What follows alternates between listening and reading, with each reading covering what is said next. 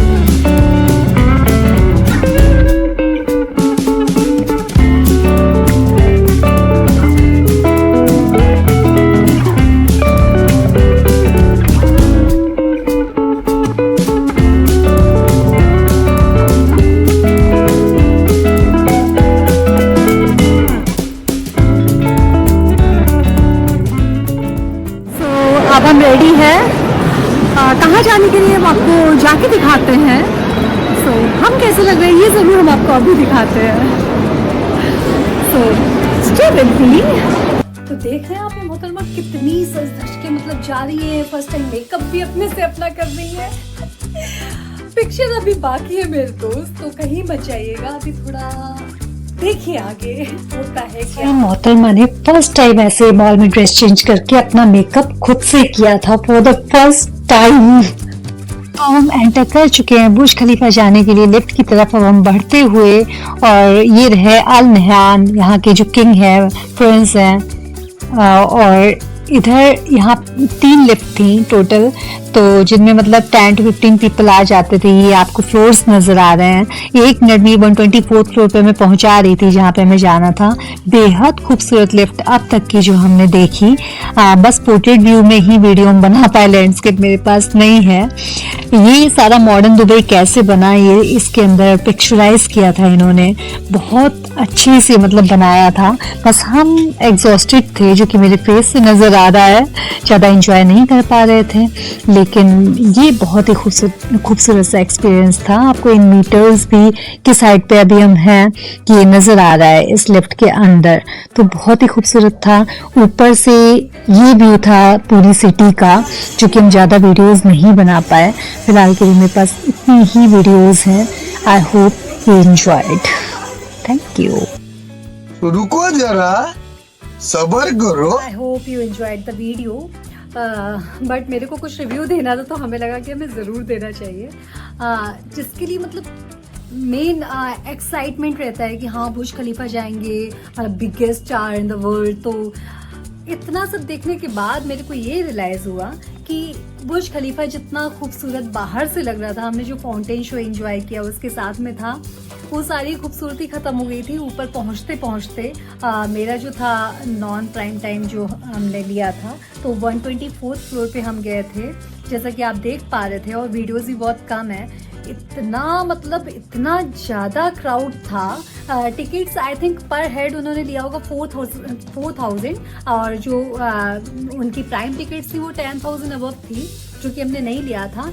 लेकिन इतना रश होने के बाद ऊपर में एक कैफेटेरिया था, जो कि वो वहाँ पे भी बहुत कॉस्टली है सारा कुछ, मतलब जो नीचे नॉर्मल रेट है वो नहीं है।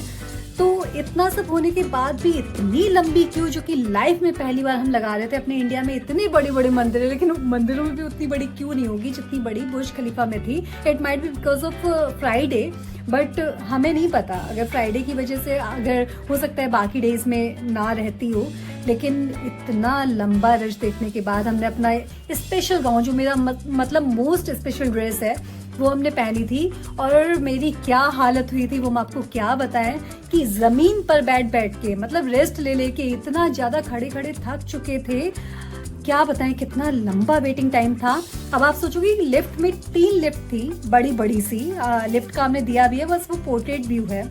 तो उस लिफ्ट को 1 मिनट लग रहा था 124th फ्लोर पे पहुंचने के लिए, और that was the most beautiful lift in the world. I think जितना हमने घूमा है उस हिसाब से हम कह सकते हैं, बहुत अच्छी लिफ्ट थी, सुंदर थी, आप बोर नहीं होगे।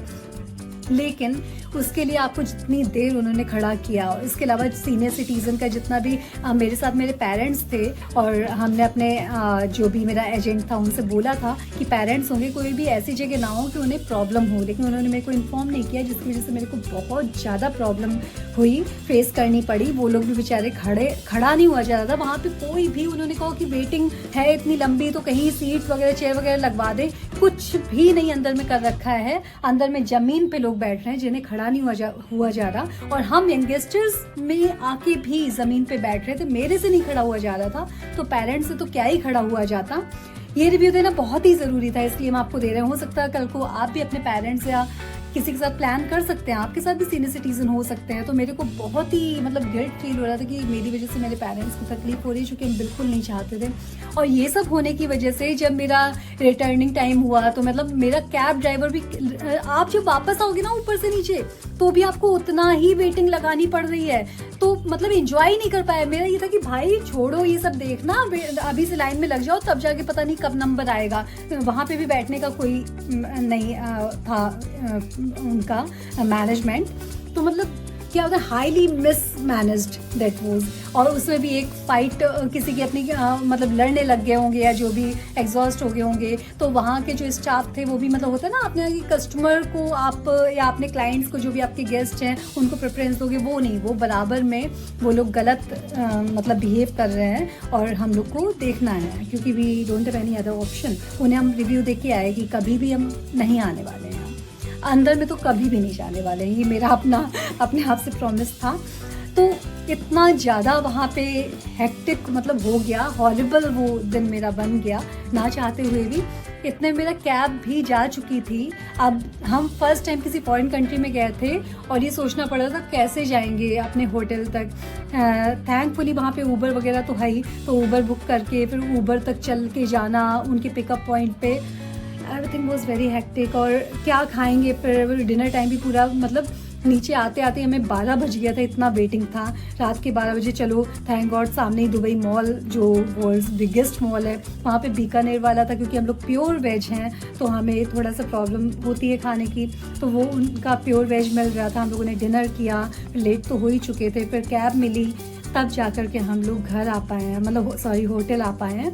वो दिन हम भूल नहीं सकते, लाइफ से कभी डिलीट नहीं कर सकते। मेरे पापा का कहना था कि आज तक इतना कभी उन्होंने मतलब ना वॉक किया है और ना इतना उन्हें खड़ा होना पड़ा है। तो बस ये लगता है कि इस ट्रिप से काश ये दिन डिलीट हो पाता या ऊपर जाने वाला सीन हो ही ना पाता। तो चलिए, ये तो हमें अपना रिव्यू ज़रूर देना था, क्योंकि हम नहीं चाहते कि जो हमने फेस किया वो आपको करना पड़े।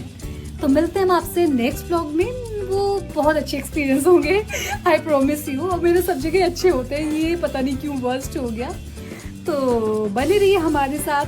तो तब तक के लिए आपकी शाशा ऑफलाइन।